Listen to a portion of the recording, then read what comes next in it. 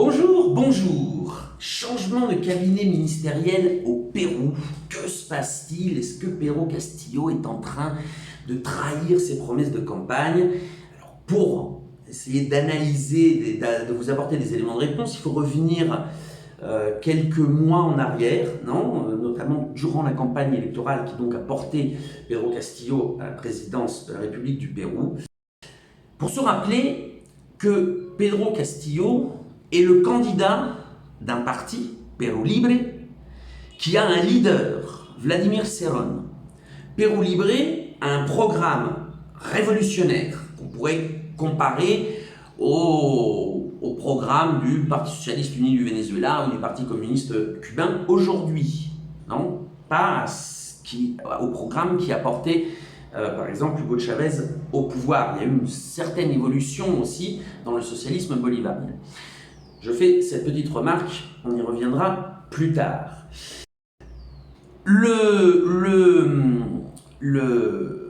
L'élection de Pedro Castillo, comme vous le savez, Pedro Castillo a été élu à 50,1% des voix.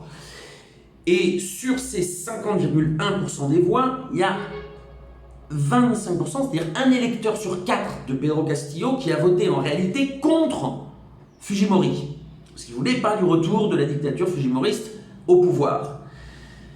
Et une grande partie des électeurs de Pedro Castillo, en réalité, n'a pas voté pour le programme de Perú Libre, a voté pour un changement radical, qu'ils s'en aillent tous, parce que Pedro Castillo est une personne humble du peuple, c'est un maître d'école.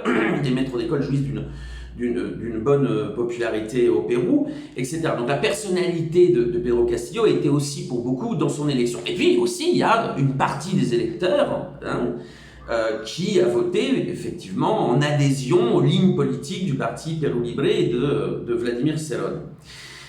Voilà, je précise ça parce que ça va être je pense que c'est la clé de ce qui s'est passé récemment, puisque pour gagner et pour pouvoir gouverner, il est vrai que Pedro Castillo a fait des alliances, notamment certaines alliances au centre de l'échiquier politique, ne serait-ce que pour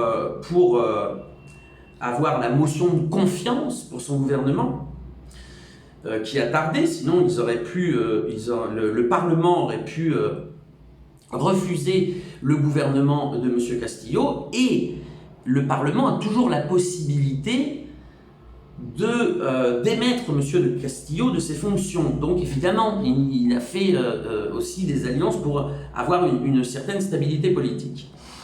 Lors du premier gouvernement, c'est donc Guido Bellido qui est nommé Premier ministre. Guido Bellido, c'est un membre du parti Perú Libre et notamment de son aile la plus radicale. Il porte une idéologie révolutionnaire. Et là, on a vu que, selon les dires de M. Cerrón, du chef du parti, les Péruviens auraient voté pour les idées de Perú Libre, et donc il fallait les appliquer de suite. C'est un débat. Personnellement, je ne pense pas.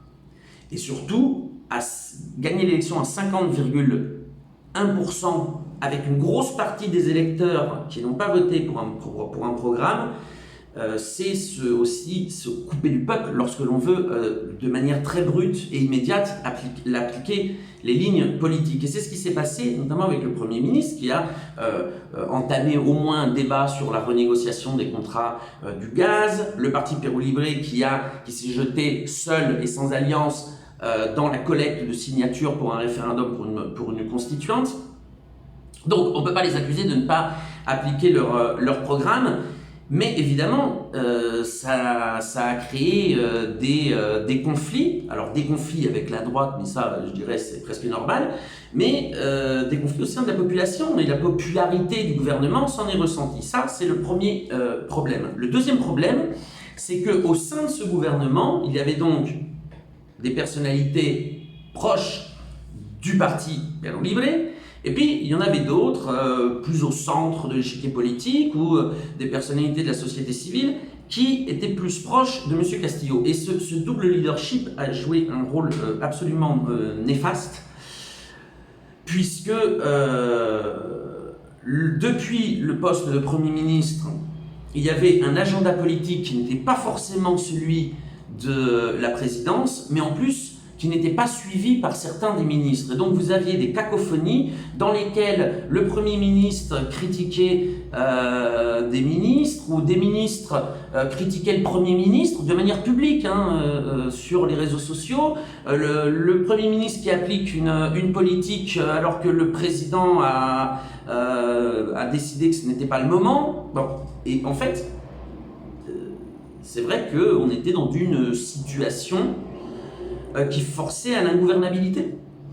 Parce que certains ministres, se sachant protégés par le président, n'hésitaient pas à désavouer publiquement le Premier ministre. Donc il n'y avait pas de cohérence gouvernementale. Et évidemment, la droite, c'est pas nouveau, hein, ça fait des décennies que ça dure, de Barcelone à Lima.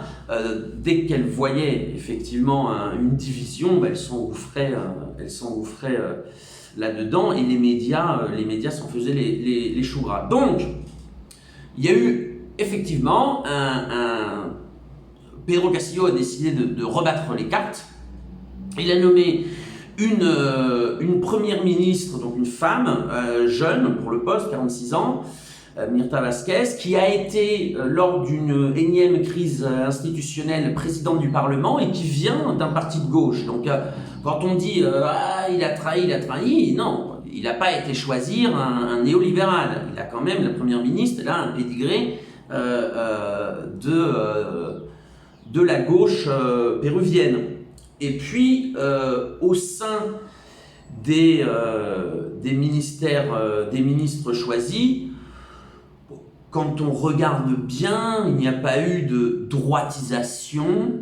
Le nouveau ministre de l'Intérieur est l'avocat de Perú Libre et de M. Cerrón. On aurait pu, en sachant que M. Cerrón subit une persécution politique et un lawfare atroce, on aurait pu s'attendre à pire.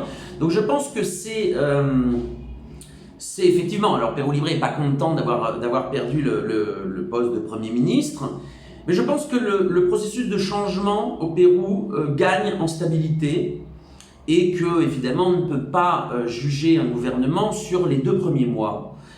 Surtout ces 2 premiers mois-là qui ont été sous un torrent, un cyclone de bagarres politiques et de fronts ouverts qui a été très conflictuel et qui ne facilitait pas la gouvernabilité. Donc, voilà, nous verrons évidemment l'évolution dans les prochains mois de ce gouvernement, mais en réalité, et pour l'instant, la ligne politique ne semble pas avoir bifurqué à droite. Mais évidemment, c'est normal que plusieurs personnes puissent penser ça, puisque le Pérou a déjà vécu une trahison de la sorte. On se rappelle avec l'élection de Ollanta Humala à la présidence en 2011 sur un programme progressiste et qui avait tourné le dos à ses promesses de campagne et finalement a été un néolibéral de plus. On peut penser au traître Moreno en Équateur. Donc pour l'instant, au Pérou, le processus de changement va peut-être prendre aussi un autre rythme, mais continue. Et nous verrons aussi dans les prochaines semaines si ce changement ministériel donne un peu plus de cohérence et de stabilité à ce gouvernement de changement. Voilà, je crois que je n'ai pas été trop long. On refera une vidéo si vous avez de plus amples questions.